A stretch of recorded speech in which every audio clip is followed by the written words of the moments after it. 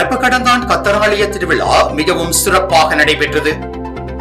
மடுமாதா தொலைக்காட்சியின் செய்திகளுக்காக கலையகத்தில் ராஜன்.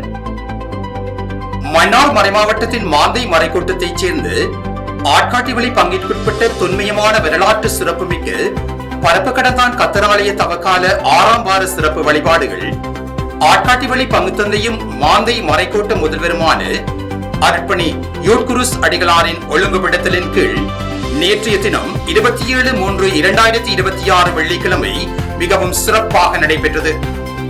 திருவிழா திருப்பலி மன்னார் மறை மாவட்ட ஆயர் பேரருட் தந்தை அந்தோணிப்பிள்ளை ஞானப்பிரகாசம் ஆண்டகையின் தலைமையில் காலை 7:30 மணிக்கு கூட்டு திருப்பலியாக ஒப்புக் கொடுக்கப்பட்டது.